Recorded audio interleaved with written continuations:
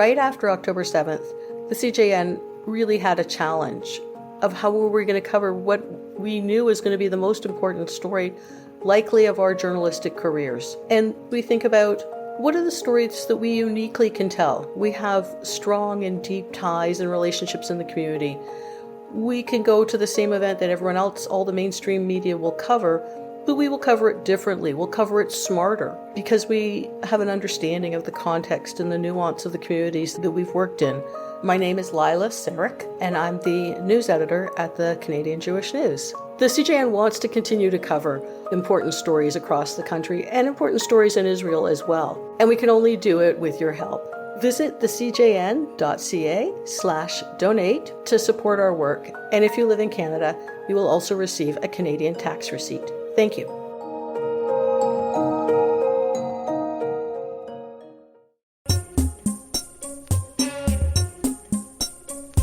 This is Bonjour Chai, the Why Did the Nazi Cross the Road edition. I'm Avi Finegold, and I'm here with Phoebe Maltz Bovy and special guest host Michael Fraiman. We are your Frozen Chosen. In the wake of Elon Musk making Nazi jokes on X, we get into the nature of humor about the Holocaust, whether and how it can ever be appropriate, and the history of transgressive humor.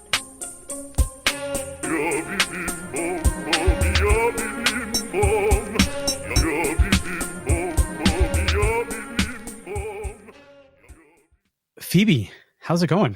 It's going well. How are you doing, Avi?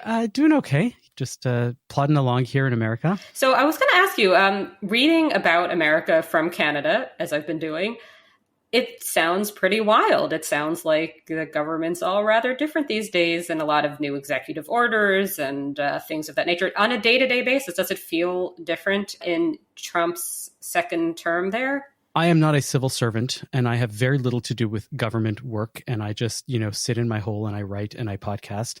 But, there was a lot of talk that it was going to be a lot less chaotic than it was 8 years ago at the beginning, because they know what they're doing now and their plans and everything is going. And it pretty much does not seem to be the case, that it is fairly chaotic, that things are happening and they're getting rescinded. And I saw a friend of mine yesterday at a store. We were out grocery shopping, and I see a friend of mine, and he's a senior management or something at FEMA. And I looked at him, I'm like, do you still have a job? And he's like, I'm not sure. I think I still do, but that's the kind of thing. And he goes, people are just reaching out to me and know that I'm a civil servant. And they ask me this all the time because Trump mentioned FEMA. So yes, there is this sense that this is stuff going on in America these days. And there's this real air of uncertainty that's happening. Mm-hmm. I'm a little surprised you're talking about America, because I had thought you were right here in Canada. I saw a man who looked so much like you on the street when I had just dropped my daughter off at school. I was walking down the street and I think, well, there's Avi. Are you sure it wasn't Naomi Wolf? So this man, he looks like you. He's dressed like you. He even said something, possibly like thanking the crossing guard or something, kind of sounded like you. But I noticed. What does it mean he dressed like me? I'm curious about this. Very well dressed. It's a good thing. Like very dapper, very dapper. But then there's an absence of head covering, making me think, okay, well, he's off duty. Now he's being like secular. But then I'm like, wait a second, this just isn't Avi. This isn't Avi. But I did feel like this was important to share on the podcast, that Avi has a double in Roncesvalles, Toronto. Did you go up to him and did you ask, how are you doing? And then he awkwardly responded, I'm good, Phoebe. How are you? And then you started to record a podcast? Exactly. So this is our producer, Michael Fraiman, who is joining us as a guest today. Yeah. Oh, the voice of God. The voice of God. Yeah. Sorry, Avi. It's me. Are you there, God? Sorry to disappoint you. It sounds like a 36-year-old dude living in Niagara Falls. I want to talk about today's topic, and it's something that's been bouncing around the Bonjour Chai back office since the beginning of Bonjour Chai, if you ask me. Not the front office. Not the front office. Just the back office. I am picturing some kind of extremely slick 1980s movie office setup. We've got tumblers of whiskey. It's a smoke-filled room. Absolutely. And there's computers, but there's CRT monitors. And we're talking about Nazi comedy. So yes, Elon Musk, after being accused of making a Nazi salute last week at one of the presidential inauguration balls, there was a backlash, of course, and he himself got into the backlash. He made some bad Nazi-related puns. Do you remember what some of those were, Phoebe? Do I have this in front of me? No, but I could in a second. Well, Phoebe looks that up. Can I just say, was this really only a week ago? It was, because I swear it was 2 to 3 weeks ago. It was the night of the inauguration, which was 10 days ago. Absurd. yeah. This is how much has happened in the last 10 days. Okay, I have it in front of me now. Elon Musk did tweet, although you're not supposed to call it tweet. He X'd, "Don't say Hess to Nazi accusations. Some people will gurgles anything down. Stop gurring your enemies." His pronouns would have been he/Himmler. Bet you did not see that coming. And with a crying, laughing emoji. I just want to say, and I can I just say that I have been laughing hysterically since seeing that, to the point that it's been like hard to catch a breath. It is. I like that you started that sentence with "we're not supposed to say tweet anymore," as if censorship of words with regards to a property Elon Musk owns is at all something we might be adhering to right now. But please continue. It was a joke about this. Obviously, it's a tweet. So yeah, that was Elon Musk. I mean, forget like all the comedy greats, John Cleese, Jerry Seinfeld. Step aside, we have Elon Musk. And the ADL, which of course at first had defended Musk, responded by saying that like making light of the Holocaust was never acceptable. And so, of course, that got me reflecting about the nature of the Holocaust joke in general. I'm sure the nature of the Holocaust joke has been debated since at least, 1941. And, I need you to understand something, dear listener. And this is partly the reason why we have Michael on as our guest today. Michael and Zach, who have produced and edited this show, are really, really good at their job. And one of the things that they're really good at is they edit out pretty much anything that I say that is related to the Holocaust and has a humorous tone to it. And trust me, it's more than you would imagine. Is that true? It's actually Zach who edits it, so I actually don't. There's a lot of the Holocaust jokes that get cut out. I mean, I specifically remember one when Elon went to Auschwitz a year or two ago. It was a year ago. And I made some joke about, of course he went to Auschwitz. He's trying to get them to convert to electric. And like that just didn't. Wait, did you just repeat the joke that we already cut because it was in bad taste? This is the episode when we are going to say all of the jokes. And you can't cut them because it's part of the... No. Anyways. Can I just ask something? So was that a Holocaust joke, though? Like, because the ADL said so. Okay. So there we go. That's... If we are going to first let it be resolved today, humor about the Holocaust, is it appropriate? But I want to start with Phoebe, because you wrote a column this week about this and the distinction between jokes that have Nazis at the center and jokes that are actually about the Holocaust. Yeah. So what I would say is I should preface this by saying I'm a big comedy fan. And I feel like most of the comedy I have enjoyed, specifically like TV comedy, has been either kind of American Jewish comedy or British comedy, where some of the people doing British comedy are Jews, but not very many. And it seems like you get the same type of Nazi humor in both, but it means something slightly different. So there was a sort of post-war consensus about Nazis as bad, right? Jews, we have had our own reasons for thinking this, but the general population of many places, not big fans of Nazis. Like my husband's family, they're Belgian, they are not Jewish, they are not fans of Nazis. You know what I mean? Like people all have different reasons for it, but Nazis are the bad guys, right? And humor in the post-war era was a lot of it like somebody's a bad guy, oh, they're the Nazi, right? Like the soup Nazi on Seinfeld being the obvious example of this, that for some reason when we were talking about this before recording, I hadn't thought of. But yeah, so like on Seinfeld, when a soup purveyor is very strict about how you order the soup or you don't get the soup, he's the soup Nazi, right? And It's not just because Jerry Seinfeld is Jewish that this is clearly like not a pro-Nazi thing. It's that this was part of a broader trend in humor. For a really long time, you could mock bigotry as a way of showing that you were against the bigotry, basically, and mocking Nazis was a sort of fit into that. Yeah, there's not always the recognition or the realization in people's minds that World War II and the Holocaust are not exactly synonymous.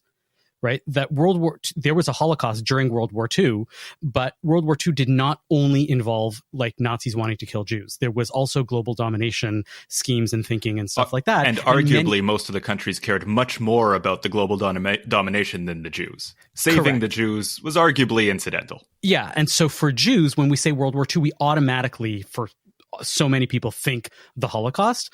But for the rest of the world, World War II doesn't necessarily just involve, like, it involves Nazis, and Nazis are the bad guys almost invariably, but that's that. And so when you make a joke about the soup Nazi, Phoebe, you're saying that that's not a Holocaust joke, but it's a Nazi joke. Whereas, for example, making out during Schindler's List, that's a Holocaust joke. Phoebe had a good thesis when we were talking about the origins of this episode. So Phoebe, why don't you just jump into that thesis of the shift of what happens when the people making the Nazi jokes have different ideologies? Thank you. So basically, what everything had in common prior to the sort of world that Elon Musk's Nazi humor, if you could call it humor, is coming from, there was just a general consensus that everybody agreed the Nazis were the bad guys. And when I would see a Nazi joke, or even something like Prince Harry dressing up in a Nazi uniform at a fancy dress party and then getting very canceled for it and then apologizing for it, blah, blah, blah, I didn't think, okay, Prince Harry is earnestly a Nazi. It seemed of a piece with this kind of jokiness about Nazis where everybody agrees that Nazis are the bad guys.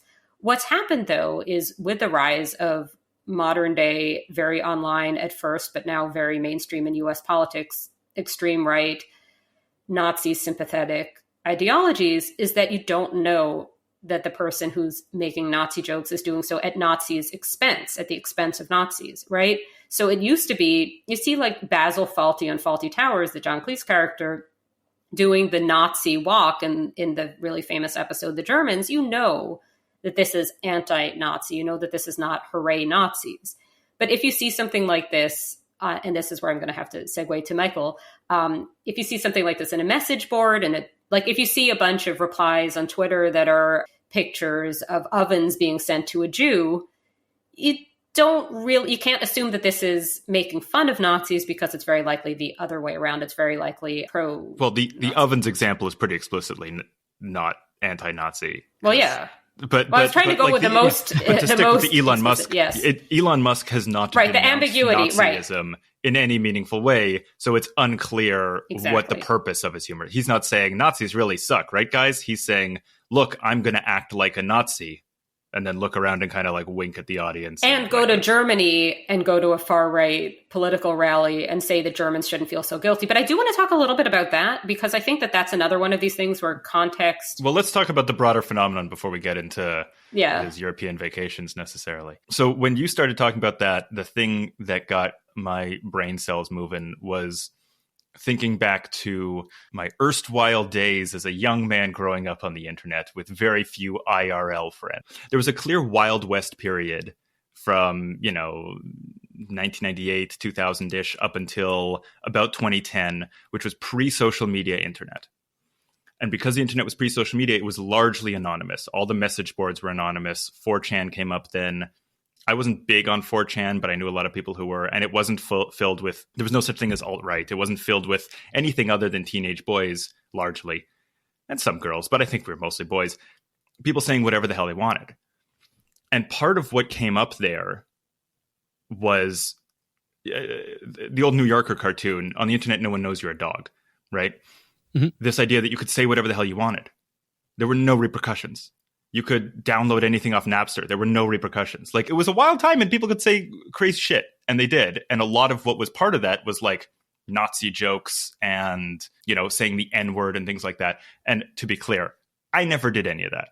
But I saw it happening. And what that kind of evolved into, once social media came around, people's names, real names and faces started coming up. And Facebook was around 2006, 2007. It really started to proliferate by around 2010. And then Twitter was similarly around that era.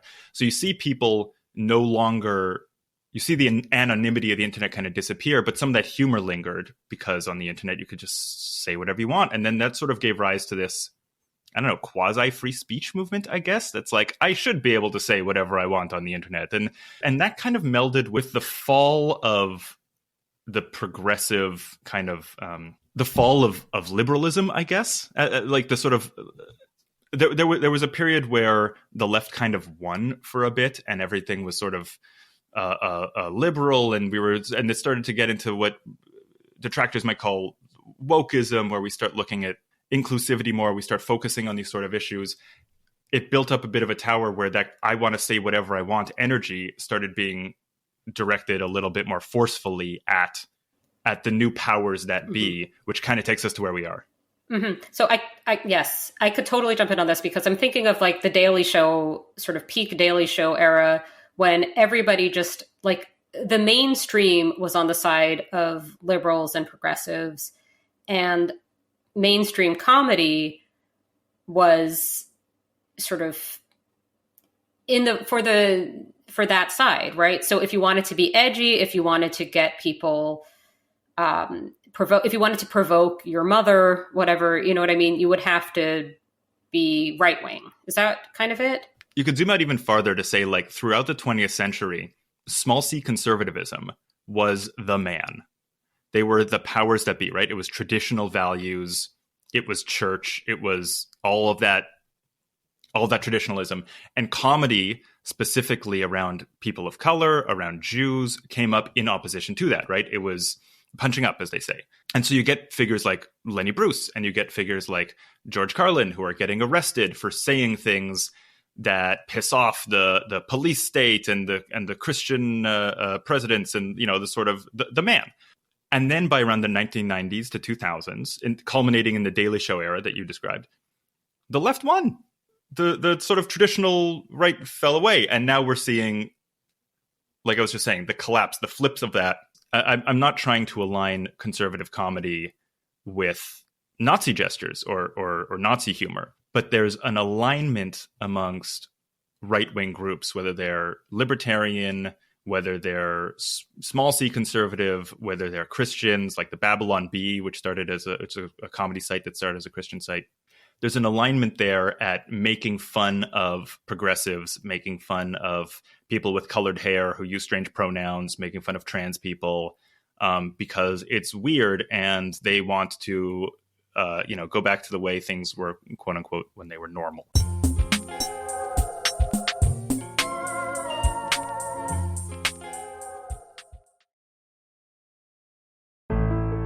My name is Michael Fraiman. I am the director of the Canadian Jewish News Podcast Network. When we first started podcasting at the Canadian Jewish News, we had to use the boardroom, and there was this wall of huge hardcover tomes filled with back issues of the CJN print edition, the old weekly paper dating back to the 60s and 70s. And because our microphone setup was not what you would call professional, my co-host and I had to prop up our microphones on these giant books, these tomes. We were literally recording on top of history. Today, the CJN Podcast Network has around a dozen shows. We're at 2 million downloads all time. Like everything we produce at the CJN, our podcasts are totally free. There's no paywall. You can listen to everything for free forever. But we do rely on the community to keep us going. And you can help. Please visit thecjn.ca/donate to make a tax-deductible donation.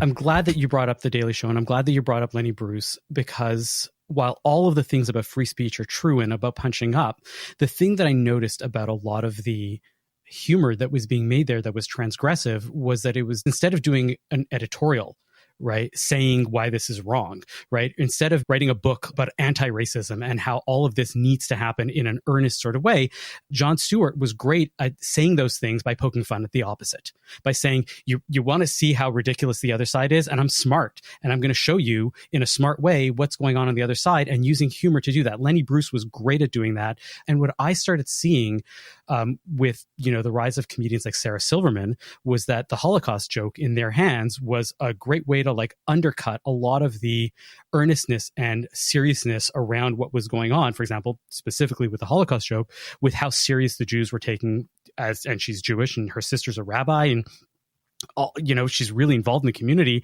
is how earnest and how serious it is and how maybe it needs to be taken down a notch or two. And that's gone away, I think, with the woke culture, or the idea that you can't punch up or punch down, you can't make fun of anybody. And the ability to editorialize about society got moved away from the culture using humor. I think there was this era when the way to fight bigotry was to make fun of it.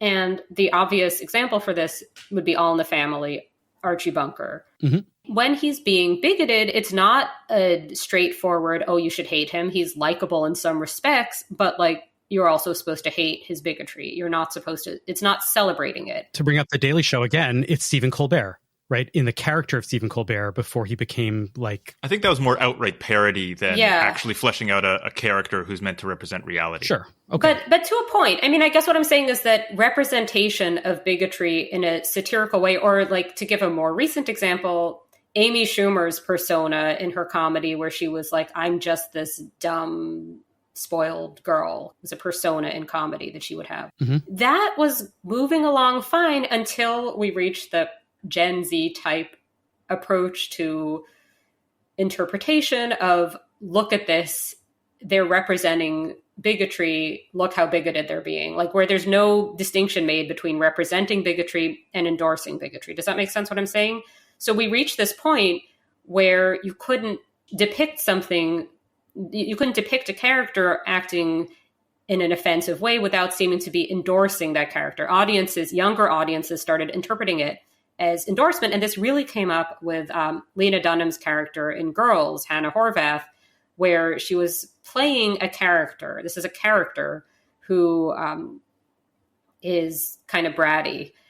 And the criticism of the show became like that this was, it just completely conflated Lena Dunham, the person, with Hannah Horvath, the character. To be fair, it felt very autobiographical, and I don't think Lena Dunham is a good enough actor that she can play someone who's very different from herself. No, that's true, but I don't think that that's really. I'm not saying you're wrong. I'm just saying Lena Dunham didn't help her own case. In the same way that Woody Allen doesn't help his own case, but what I would when he say, plays himself on screen. And I'm not saying that she's different from Hannah Horvath necessarily, except in a very key conceptual way, which is that she knows she's ridiculous and is satirizing that. She is making fun of herself. She's self-aware in doing this. That's what's different. It's not that she's biographically actually, from Tibet. No, she's the person. She's very similar to the person on screen, but the difference is in self-awareness, right? But audiences of circa 2013 younger audiences did not get that, did not appreciate it. So what followed from that era, the sort of like Obama administration, to be US centric, was that there was this kind of development of both woke and anti-woke comedy, neither of which are particularly funny. And you got, on the one hand, the sort of like things like Aziz Ansari's Master of None episode, where it's a sitcom where this episode is just like men learning how hard it is to be a woman in this world because of all the catcalling and so forth. And it's presented in this very sort of eat your vegetables kind of way. Of course, there's the irony of Aziz Ansari being one of the men who was sort of Me Too'd, but under dubious circumstances. I'm not going to go into that now. But the point is, we don't need to go down the rabbit hole of that one bad date that poor man I know, it is terrible. It is woman. terrible. If you are interested in that topic, my other podcast, Feminine Chaos, we have many episodes where we talk about this because it's very emblematic of a moment. Yes, it is emblematic. Not where we really parse through the minute by minute breakdown of that the hors d'oeuvres, and there was an aperitif. But my point is simply that there was this brand of comedy that the critic Noreen Malone described as like a think piece as a sitcom. And I think that that's really apt.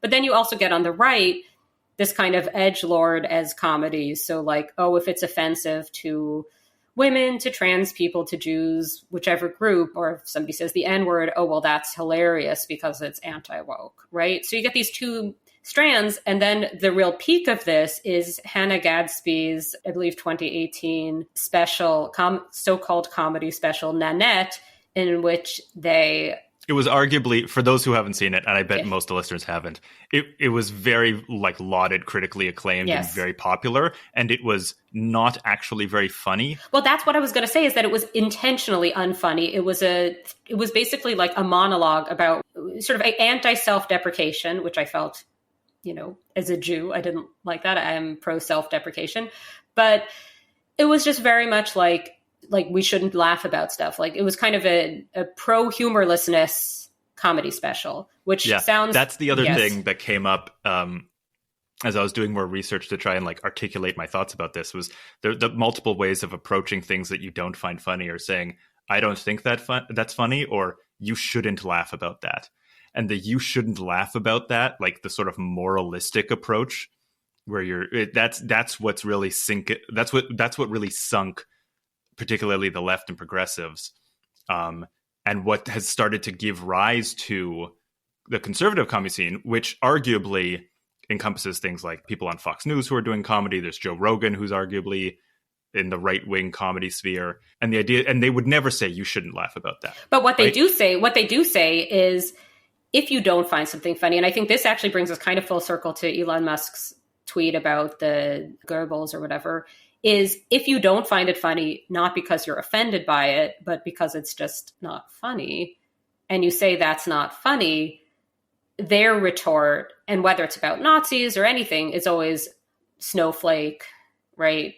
That you're hypersensitive, as if there's no such thing as something just not being funny. I had a college professor psych professor who once said that every joke has somebody as the butt of the joke, right?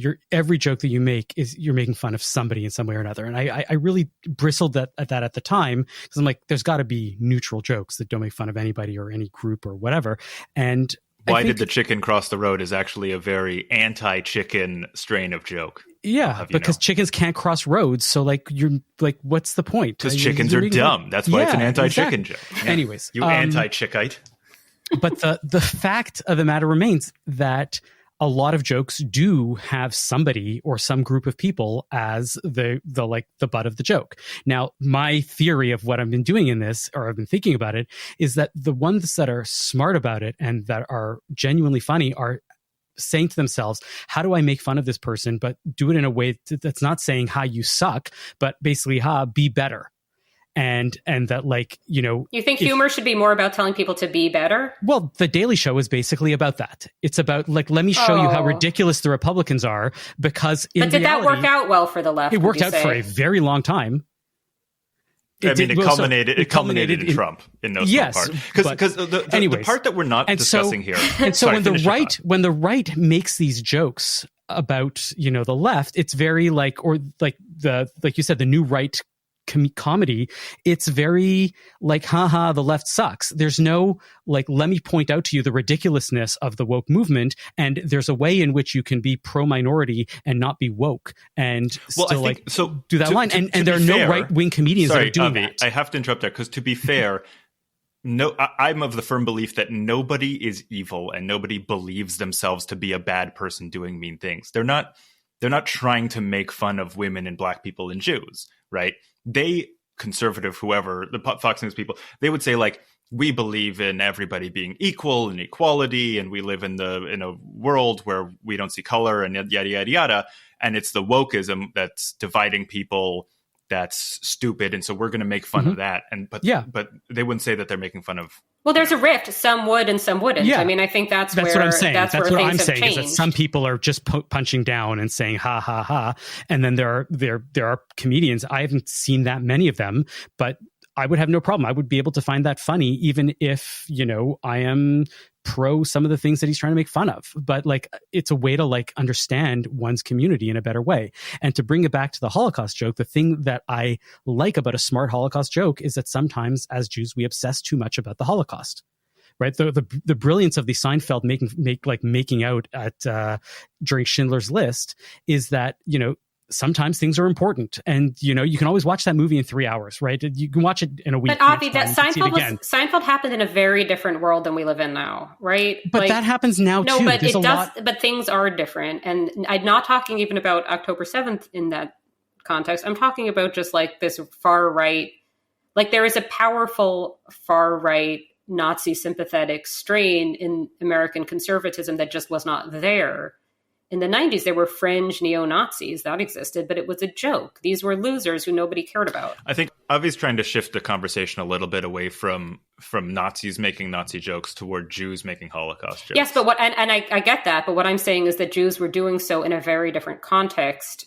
Holocaust joke is a broad term, but I think being liberal with representation and handling of the Holocaust is something I can speak to, having written an audio drama about Holocaust victims rising from the dead as zombies, which you could listen to at the cjn.ca/zombies. That's the other reason why we brought you on. That's it's right. An extended plug. Yes. it's the kind of thing that when done thoughtfully and carefully and in communication with the people who care, like that's a big project, but that's the kind of thing that I'm fully in agreement with you, Avi, that we can't treat the Holocaust as sacrosanct, as needed to be handled in a certain small c conservative textbook way, that we should be able to do things that are unconventional and weird with it. And to take it outside, something that I have done, another recent example I can give that's just kind of similar, but also more newsy, maybe, is this movie that just came out on Disney Plus, A Real Pain by Jesse Eisenberg. Kieran Culkin won for Best Supporting Actor. Yeah, it's a modern film. Buzz. You can see it now. There's a scene where Jesse Eisenberg is doing this Holocaust tour of Poland with his brother. His cousin. He's at a monument, a big statue of Warsaw Ghetto. The resistance fighters. Right, the Russians and the Poles that it's were the actually Russians fighting. Okay. Yeah, exactly. I stand corrected. But Jesse Eisenberg is just like standing solemnly taking photos, and then his wild, maybe bipolar, manic depressive brother who cousin gets really emotional. Cousin? Oh yeah, sorry, cousin. But they act. They have a brotherly bond. I saw this movie a week ago, but you know what? Like I said, 10 days ago, I feel like it was 2 years ago.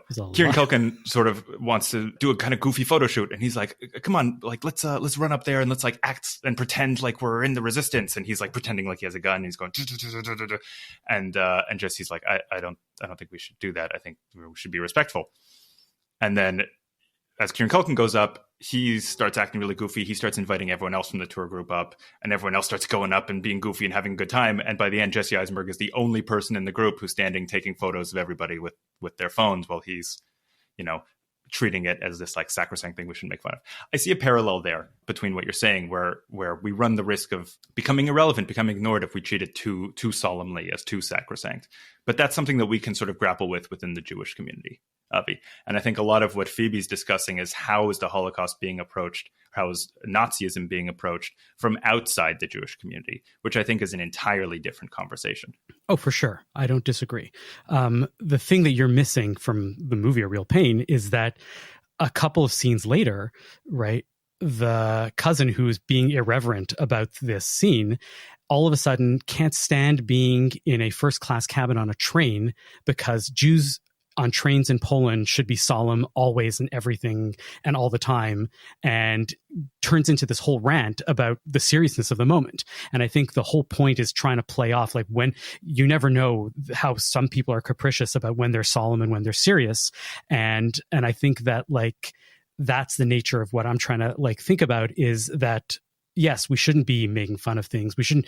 I wouldn't do a stand-up routine at a Yom HaShoah commemoration. I think there are important times you when would, you should commemorate. I would not. But many other days of the year, I'm like sitting there, and my kids know. Like I was talking to my kid in the car this morning. I was like, we're going to talk about Holocaust humor on the show today, and she's like, oh my god, and she's telling me about like, and she knows, and she'll make these jokes with me, but she knows that it's about cutting it down while knowing that it's serious. I was like, why you got some? Well, last week we were at the Simon Wiesenthal Center has a mobile museum of tolerance, and they brings it around to different schools, and they brought it to her school, and she's looking and she's like, oh yeah, and they're showing us all this stuff that's hate online, and one of the people like they're showing is like there's this Spotify playlist with all this like anti-Semitic music, and it was called the Anne Frank like hide and seek playlist. And when you see that, like they were trying to say like that's not good and that's like anti-Semitism. And I'm like, and she was like, yeah, but that's kind of funny. That's a good funny line, right? Like if for an anti-Semitic like playlist, it's like the Anne Frank hide and seek. She goes, yeah, it's offensive, but it's funny. Can I bring this a little bit back to where I started, but that also deals with this concept of how teenagers and young people are approaching not just the Holocaust, but a lot of this other stuff. And maybe we'll wrap it up shortly after. He's such a producer, always. Such a producer line. Such a producer line. I'm sorry. I can't stop it. So I volunteer with Big Brothers Big Sisters, and I have a little mentee who I see every week, and he's 11 years old. And this kid is like always online because apparently kids don't have homework anymore. So what he does when he goes home is he plays Fortnite and he watches YouTube. And sometimes when he talks, he literally talks in this kind of like weird pidgin English that's like not discernible. It sounds like if you're scrolling through YouTube shorts, like for every 5 seconds, it just sounds like this bizarre sort of mishmash language. And sometimes he'll just be like talking in a weird voice and be saying things like, if I mention like New York or something, he'll be like, oh, like when the planes hit the towers. And I'm like, Is that a 9/11 reference? Like, I'm trying to understand sort of what's going on in your brain right now. And I bring this in sort of as synonymous to the Holocaust as like spending a certain amount of time online when you're a young person, absorbing these things with very little to no context, watching streamers on Twitch, call people Jews or kikes or whatever, which they do. There's a point at which I feel like we're at it's a bit of an inevitability, honestly. And we can approach it from a Holocaust education standpoint and try to, take kids to tours of Holocaust museums, whatever, when they're old enough. But far before they're old enough, they're getting an at least weird cursory, like too online awareness of things like 9/11 or the Holocaust or Anne Frank or whatever. And it's just becoming part of their like meme vocabulary in a way that's, initially harmless, but then I guess I don't really know where it goes. Okay, I have some thoughts on this. One is that this is exactly like the conversation about porn, right? The whole porn melts kids' minds and warps them. Yeah, and yet there's forever. The internet, and like, what are you going to do? Like there's only so much you can do. But I think the key piece here is just this jump from very online 12-year-olds to the news, the front page news about how it's going in the United States and potentially in Canada as well, right? Like, if this sort of very right-wing online meme culture, nothing matters, maybe everybody's a Nazi, maybe not, and you're sanctimonious prude if you care or something. I don't know. I'm not really articulating this well, but I'm just saying that there's something has happened where the edgelord teenager type of stuff that you could just dismiss as, oh, that's fringe, that's very online, who cares what teenagers are up to? If that's the US federal government, it does matter. But also, who are you? There's no sort of grown-ups in charge to say, okay, well, like, yeah, that's all good and well when you're 14, but when you grow up, you're going to have to act different. If that's the world now. You see what I'm saying? I'd argue that Musk and even Zuckerberg and all the other, before it got to the federal government level, it's been like that on social media for years. It has, but the reason I bring this up is because, so I'm somebody who's written about the internet for quite a long time, and a lot of what I've written about, I've had editors, whatever, tell me like, oh, well, yeah, that's interesting, Phoebe, but that's all very online. Nobody cares. It's just the internet. That's just social media. People aren't all that online. Nobody cares.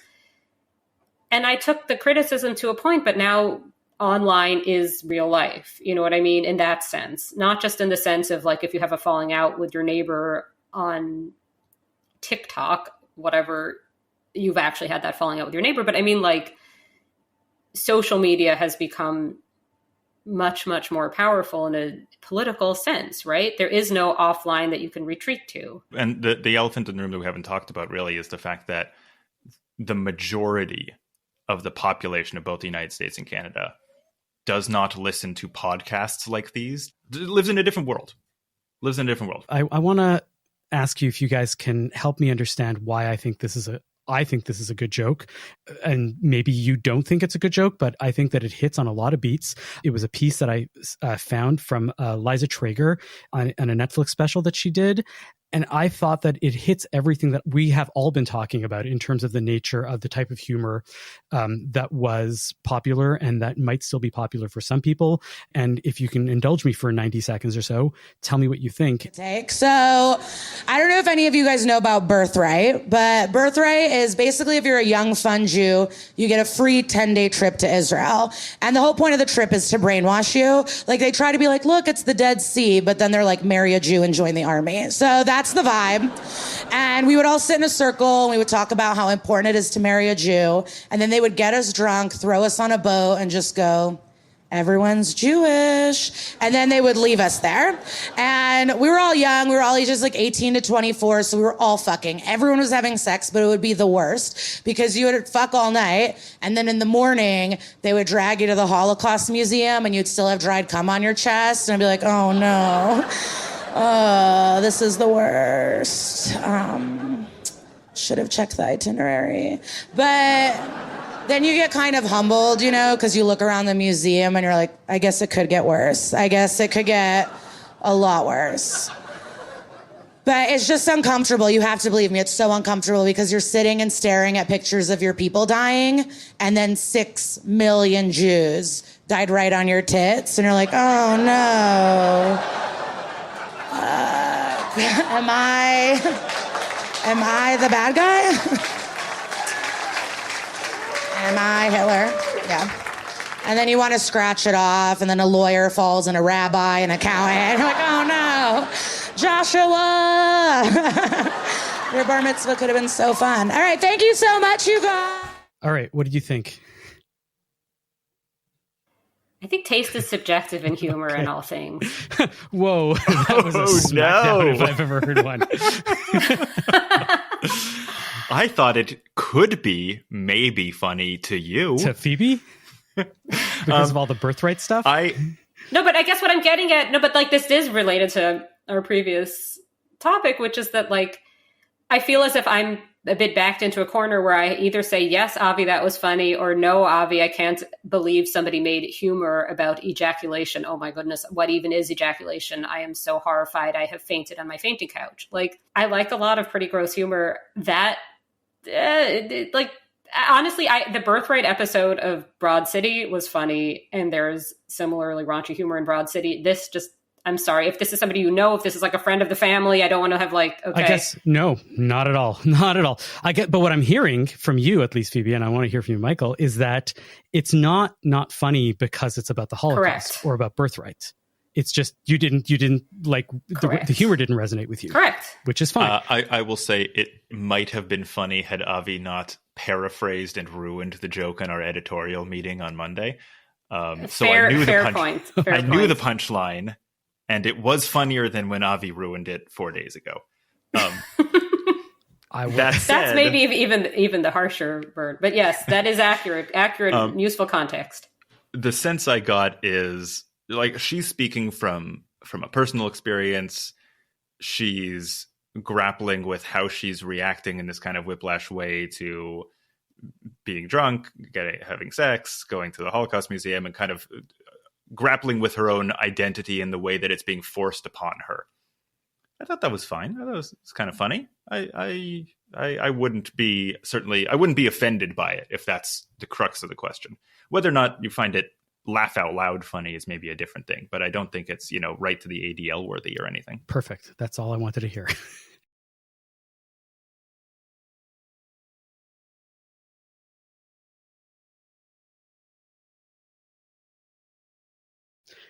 Let's get on to our nachas. Michael, do you have a nachas? Do you have a broigus for us this week? I'm going to give a nachas. Conveniently in the news, as Barbra Streisand was just nominated for a Grammy for reading her book that came out last year.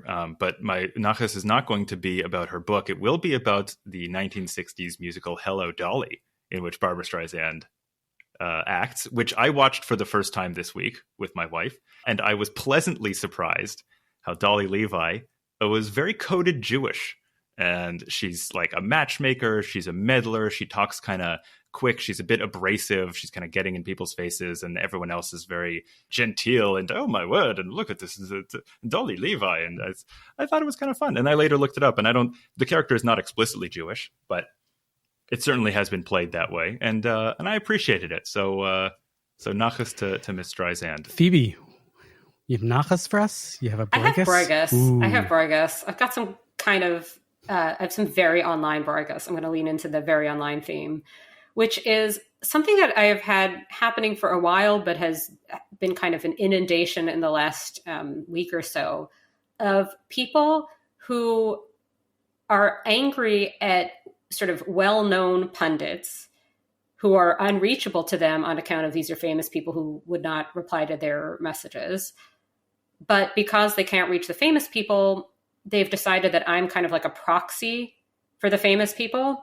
So by famous people, I don't mean like, I'm not talking about like Brad Pitt. I'm talking about like Barry Weiss or Jesse Singal, or people who are in a kind of heterodox space and are very well known. And there are people, this is happening a lot on a blue sky, I should say. So maybe the answer is to go on Twitter, although then there are problems there, as we have established, where people will say like, oh, it's the anti-woke whatever that is like the reason for Trump. And I'll say, well, the Harper's letter was actually explicitly anti-Trump, whatever. And I get into these things, but then it becomes clear to me as I'm having some back and forth that somebody basically thinks that they're arguing with Barry Weiss. And sometimes they literally will say like, I'll say like, well, what are you talking about? And they'll say Barry Weiss. And I'll be like, well, the thing about me, among other things, is that I am just not Barry Weiss. We are two different people. And I don't speak for her. She would not want me to speak for her. She doesn't speak for me. I don't think she even knows. She probably doesn't know who I am, or very vaguely. We are just different people. We are two different people. And if the person... I like you giving yourself a little bit of credit there. She doesn't even know who... Well, she might know. She maybe knows a little bit. We may add... Okay, I take it back. We are, in fact, the same person. No. All I think is that Phoebe is angling for the hopefully future book where Barry Weiss has to disambiguate herself from Phoebe Maltz Bovy. That's certainly the hope. That's what I'm aiming for. It's too bad my name isn't Barry, but I'll have to obviously, or Naomi. Do you know how often we at the Canadian Jewish News get people writing in complaining to like B'nai B'rith or the federal government or something, thinking that like by leaving a comment or writing to us, they're actually bypassing the messenger and going straight to this does not surprise me at all. But the thing is this, I've been wondering about this just as a phenomenon more broadly. Like, yes, it's annoying to me, but like, is this something other people get is something I was wondering. Because like there was a certain threshold of number of times I had to explain to people that I'm not Barry Weiss and that I don't speak for her. And I don't even know, like people are saying like, oh, well, where does she think about Trump? I'm like, I genuinely don't know. As if that's somehow like transposable, what I think, what she thinks. No.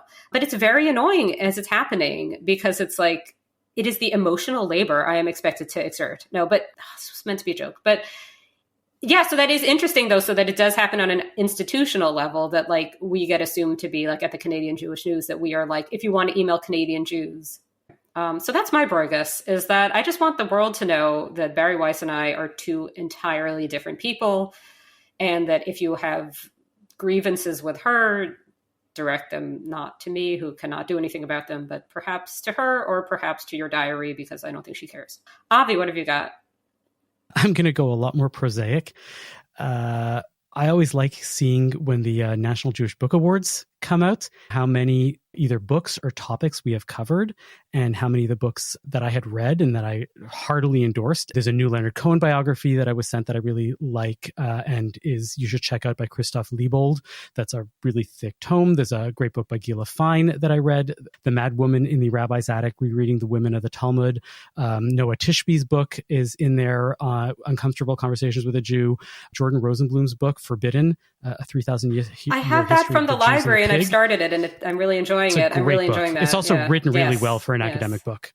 Joshua Leifer's book is there. So go check out the whole list at thejewishbookcouncil.org and add a whole bunch of things to your reading list. Thank you for listening to Bonjour Chai for the week ending February 1st, Shabbat Parashat Bo.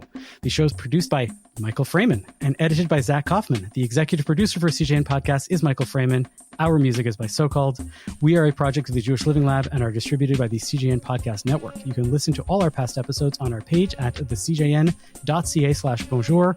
And you can subscribe to the podcast and automatically receive all episodes on Apple, Spotify, or wherever you get your podcasts. We'd love it if you told a friend about Bonjour Chai. It is one of the best ways we get new listeners. And as always, you can email us with comments at bonjour@thecjn.ca.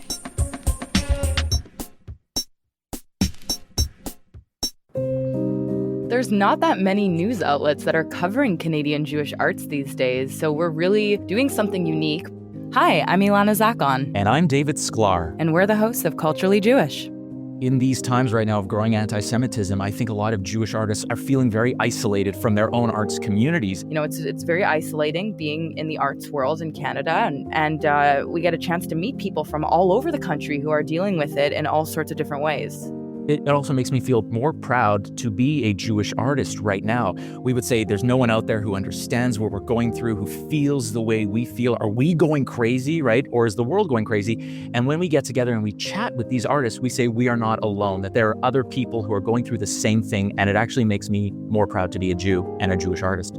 To support our work and to keep up to date on everything that's happening at the Canadian Jewish News, visit thecjn.ca/donate.